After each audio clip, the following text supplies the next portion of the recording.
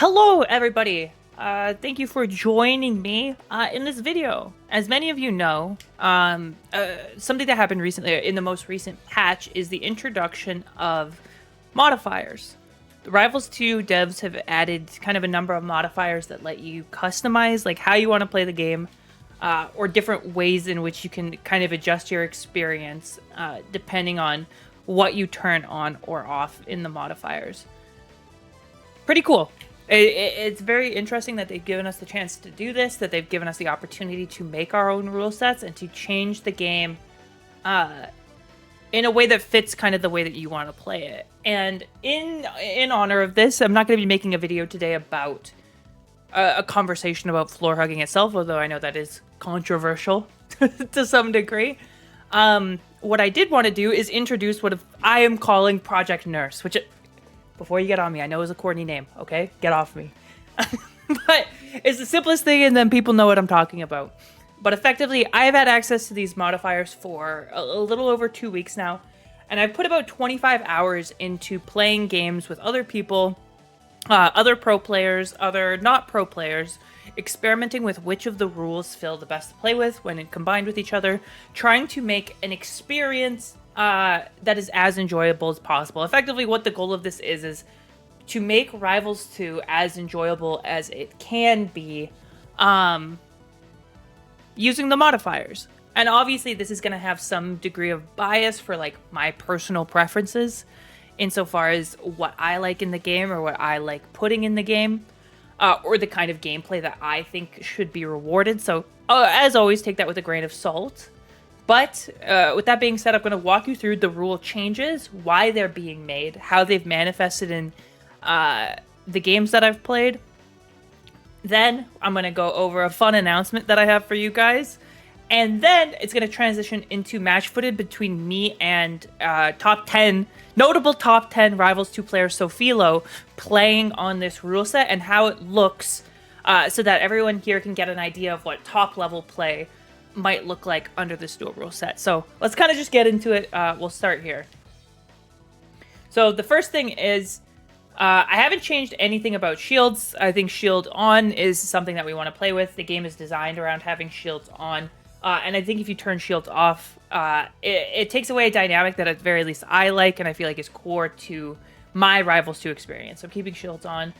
Same thing with grabs. If shields are on, grabs have to be on. So many characters in this game are designed around the strengths of their grabs and how their grabs interact with one another. And so I think taking that away would be a shame. So we're keeping grabs on. And if I'm being honest, I just like grabs. Ledges, we're also keeping on. Similar reason, we're not trying to be too drastic in the changes here. I think ledge play has the opportunity to be interesting, even though ledge play is typically not that interesting in Rivals 2. But there's a change later on in the list that tries to address making the ledge feel more engaging than it currently does. Knockdown, obviously staying on. This allows for things like tech chasing, obviously something we find important. So knockdown, keeping on, nothing too crazy there. First thing is we are turning floor hug off. And we're just turning it off. We're not doing it when attacking. We're not doing it crouching only. We're not doing it knockdown only. We're not doing it auto floor hug only. We are doing floor hug off. And so that means effectively you will not be able to floor hug anymore in any circumstance. You will just, if you get hit, you get hit. And I think how this showed up in playing is it takes a lot off of your mental stack, right? If you know that when you hit a move, it's going to send at this angle, and you just have to follow DI, and you aren't worried about like the 9 things they could do out of floor hug or having to hold back or anything like that, it leads to more engaging advantage states than you would have otherwise. It leads to quicker reactions, and it leads to harder punishes and more diverse punishes at low percents because there's more moves that you can get. We'll get into it. I guess I can get into it now. There are a couple of moves that this would need to be balanced around if this were to hit the main branch. The 2 notable ones are Zetaburn Shine and Edalus's dash attack. You can effectively infinite with both of these moves with no floor hug because of the way that they currently work. And so if this were to hit the main branch, there would have to be adjustment to those 2 moves in particular for this to work. There's a couple of other moves like Slade's Side B Forsburn's strong attacks, Rano forward tilt, Rano down tilt, Claren down tilts, a couple of other attacks kind of in that range, like Absa forward tilt, that are very strong without floor hugging enabled. And that could also receive some degree of nerf if this were to hit the main branch. But because this is not main branch, I'm fine with those things. And it's pretty easy to gentlemen's to like no infinites with Zetterburn or Edelus. You can be kind to one another in that way. Those are the only two that we've found so far that are like problematic. The other thing that is problematic is tilt cancels. So effectively what happened was when we turned floor hug off, what you would do in neutral is you would just jab. And especially with characters with a strong jab like Rano, where the jab could combo into down tilt and the down tilt could combo into a grab. Because jabs are safer on parry, it effectively meant you would never want to approach with anything other than a jab with floor hug off, but tilt cancels on. Because it was always your safest option, and it was always a really high value option. And so what we've done is we've decided to turn it off. It feels fine with it turned off. You definitely have a different relationship with your jab, which I think is actually cool. I think characters should have different relationships with their jab and what their jabs do and what kind of combos they allow. And then they also allow for like uniquely good jabs. So stuff like Claren's jab, Gooey's jab, Raster's jab are now uniquely good and that they set up more realistically for some degree of follow-up. Galvin's jab is another example. Without needing the tilt cancel. So we do turn this off. Drifty Eye, we keep off. And again, we played with this. It doesn't feel good, if I'm being honest. It makes... So here's the difficulty with it. The combos that we're going to kill will still kill. Like, if I am, like, 40% to deathing you, that combo will still kill. What happens is, if that combo doesn't kill, then you live for way longer. And so you end up living to, like, 150, 160, because stray hits feel like they're way less likely to kill. And it also makes offstage a lot less interesting, because it's super easy with Drifty Eye to just drift towards the wall and keep teching over and over and over again. And it didn't really add much. Like, it didn't add much in terms of diversity of combos. We want the combos to be pretty high octane in this mode. And so we are keeping Drifty Eye off just to preserve the strength without letting it get too crazy. Whiff lag, kind of a similar story here. I'm of the opinion, and I know not everyone feels the same way, but I think additive whiff lag encourages people to camp. Right? It encourages you to not press a button, and it encourages you to wait until your opponent presses a button to try and whiff punish them. So I don't like additive whiff lag.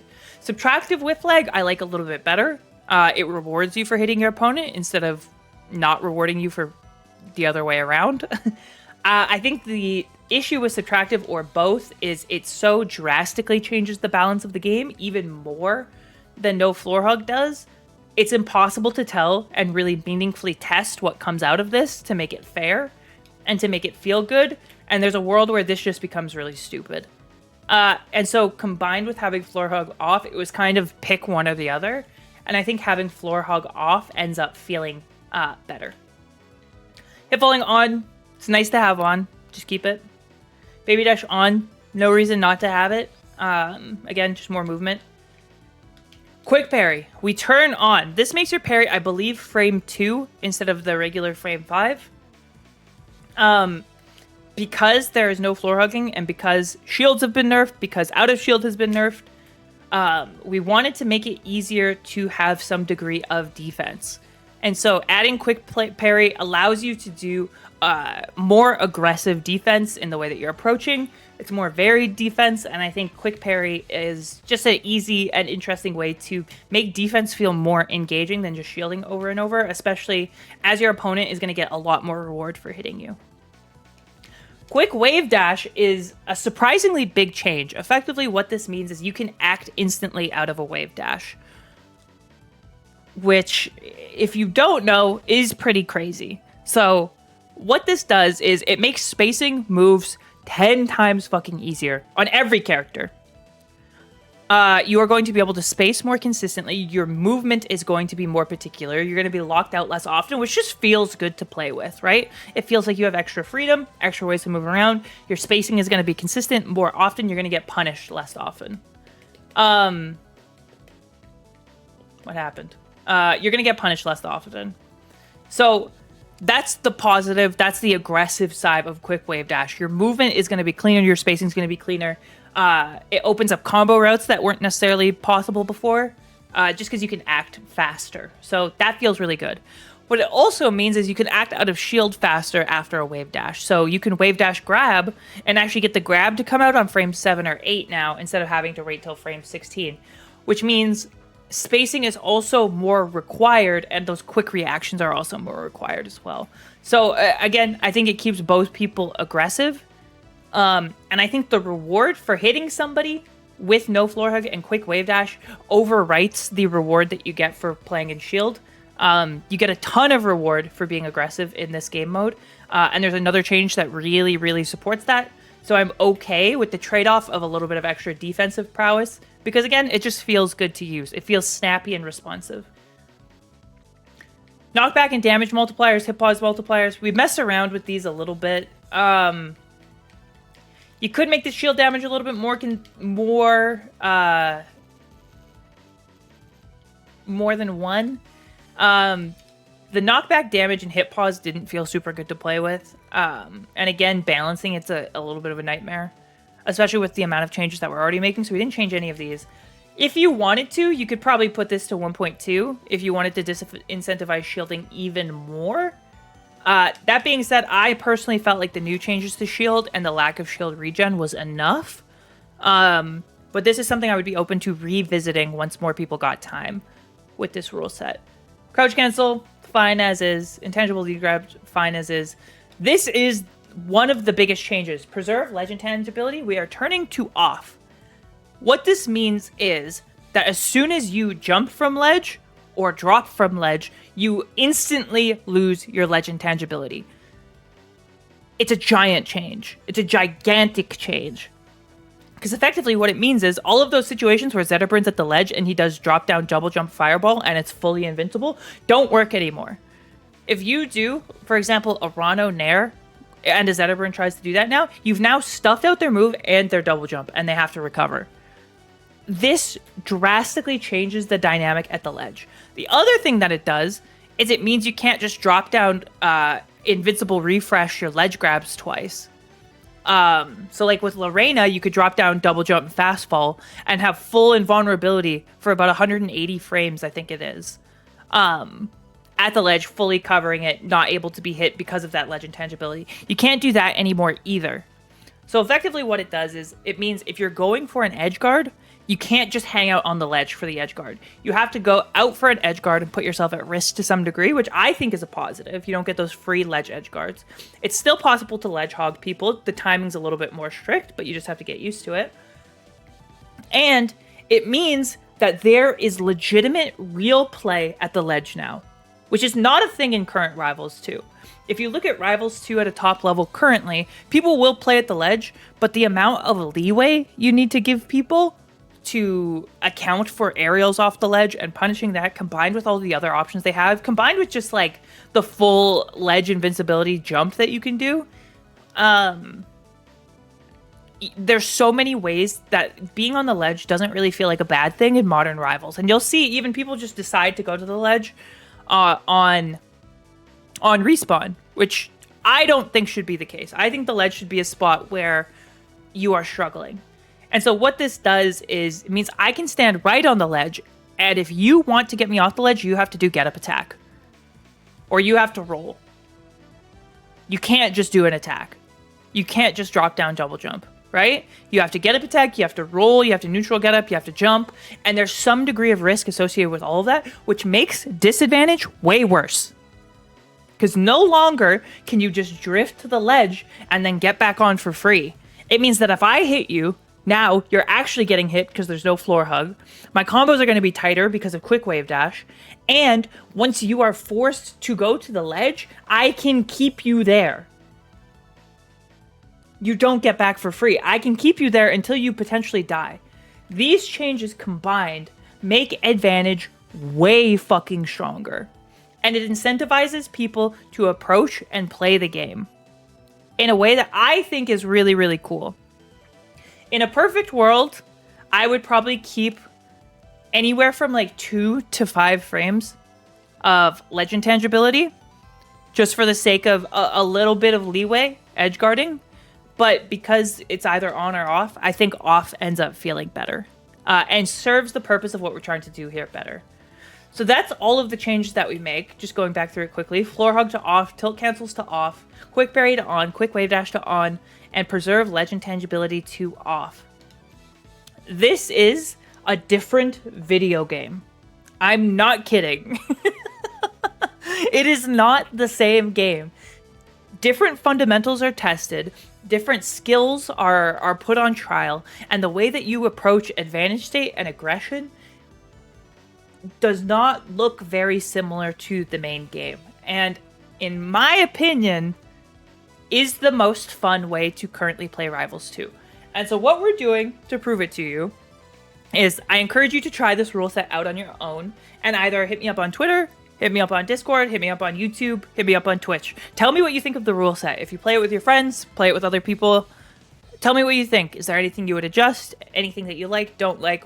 How does this show up for you? But what we're doing is on August 30th, I am collaborating with Coach Zeke, my good friend Coach Zeke, to throw a Project Nurse bracket. What we're going to do is there's going to be the normal Zeekly bracket on August 30th under the normal rule set, and then we are going to have a side bracket using Project Nurse rules. We are still getting the Start GG sorted out. There will be a Start GG page for it, and hopefully there will be some unique prizing for it. We don't have this fully sorted out yet, so I can't guarantee anything, but things are in the works insofar as prizing. So look forward to an actual bracket where we'll get to play with this. It will be streamed on my Twitch channel. I'll be streaming the whole thing. I'll be commentating the whole thing. We'll get to watch people play. I might even play in it. We'll see. And it'll be great. You get to see a new face for Rivals 2.